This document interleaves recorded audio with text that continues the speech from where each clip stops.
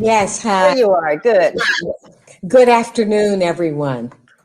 Thank you for being with us. And it's the end of Mental Health Month, but we know that this is not the end of of a period of time, particularly during this pandemic, when we're facing a lot of mental health issues. Dr. Bazron, I know your cup is full, but I just wanted to get you on to talk to us about, your role as the director of the Department of Behavioral Health and what you all have been up to this month to particularly bring attention to the issues of mental health in the District of Columbia. Yes, thank you. But one of the things that I'd like to start by saying is that this may be Mental Health Month, but we really have to mind our mental health every day, all year long, because mental wellness is a critical part of overall wellness. As director of the Department of Behavioral Health, I'm responsible for managing a full range of behavioral health services and supports for residents within the District of Columbia. We provide services and supports for everyone from children, youth, adults, and older adults. So we cross the age range spectrum. In addition to that, I want to make sure that you understand that we also provide prevention, intervention, treatment, and recovery services for both individuals with mental health issues, as well as those with substance use disorders and co-occurring disorders. It is right now. It is so critical that we mind our mental health. If you look at the recent data that's coming out of the studies, like the one that was conducted by Kaiser Family Foundations, over 53% of adults and 30% of youth are experiencing mental health distress as a result of the pandemic. So we have to really address this issue. And I'm happy to be able to share with you some of the things that we're doing. Especially when I think what's happening now, we've seen a lot. For those of us in the city, we know gun violence is up, assaults are up. There's a lot of negative behavior taking place all across really all across the nation, but here in the nation's capital, we've seen a lot of drug addiction. That seems to be increasing, and alcohol use seems to be on the rise. But I don't know if people know at what point they realize that they need help, and what the Department of Behavioral Health can actually do to provide that help. Yes, first of all, Hotline, what can people do? yes. Well, first of all, one of the things that I need to say is that all of us have had some impacts in terms of our mental well-being as a result of the pandemic. We have had the disruption of our normal routines. We've social isolation, economic loss, and loss of life have all taken its toll on us within our society. And so it's really important for us to understand that even if we have those experiences, we can reach out to the Department of Behavioral Health and get services and supports. We have a 24/7 mental health hotline, and the number is reflected there on the screen. Individuals can call that number any time of the day or night and get in contact with a licensed clinician that can help you in terms of dealing with the stress and distress that you might feel. If you need more, then they can connect you to one of our 80 community-based providers within the community for ongoing care. I think that one of the things that it is so important for people to understand is that when they call the mental health hotline, they don't have to sign up. They don't have to give their name. It is totally confidential, and they can get 3 follow-up visits without ever having to enroll in mental health services within the Department of Behavioral Health. So it's low barrier, confidential, and easy to access. And what about cost? There is no cost related to this service. Anyone within the District of Columbia can get this service free of charge.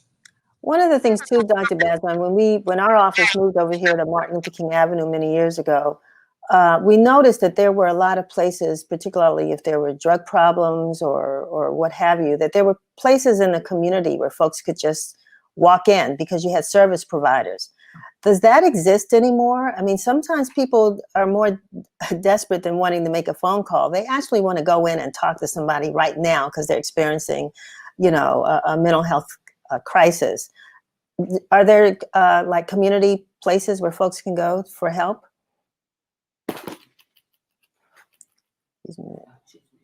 In fact, there's one right near your office. Hillcrest is right very close to you. And you can walk directly in and you can get services from those organizations. And so I think that that's extremely important.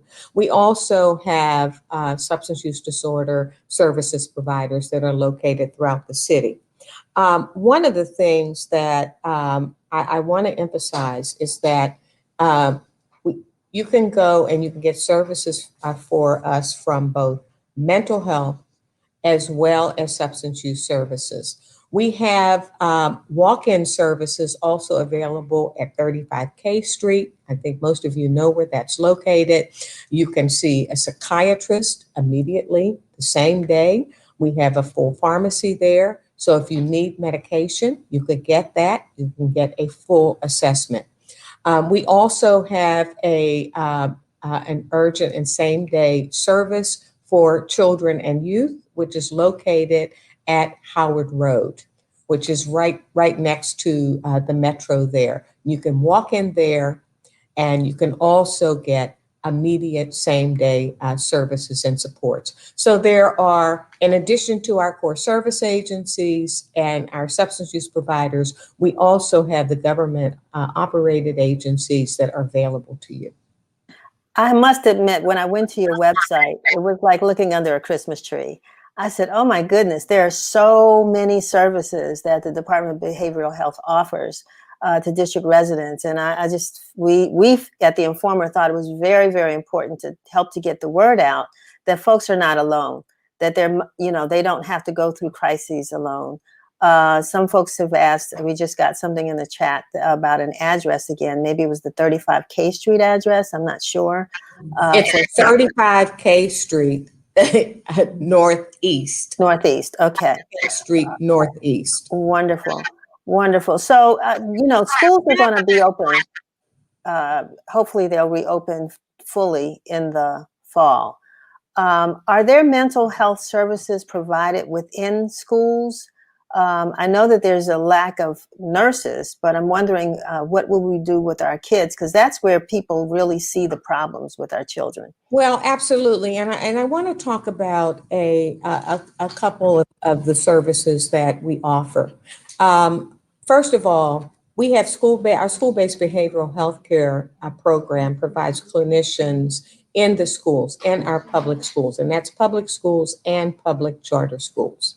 And those clinicians have been working virtually throughout the pandemic and will resume operation within schools once schools begin. And they offer prevention, intervention, and treatment services and supports for the children and youth that are there. However, there are some other services that we have developed as a part of the pandemic, which parents have found to be extremely useful. We have a parent support program that offers a virtual family support group called Wellness Wednesdays. Wellness Wednesdays are conducted every Wednesday, 5:30 to 6:30. You can join by going to our website, and it is operated in both English as well as in Spanish. So I think that is extremely important for parents to note. Over 1,000 parents have taken part in Wellness Wednesdays.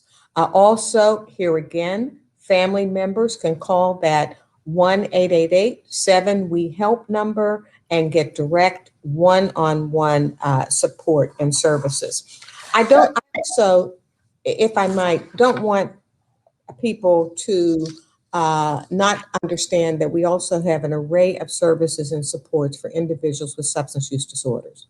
Because you know that people who have substance use problems are more apt to relapse. Exactly.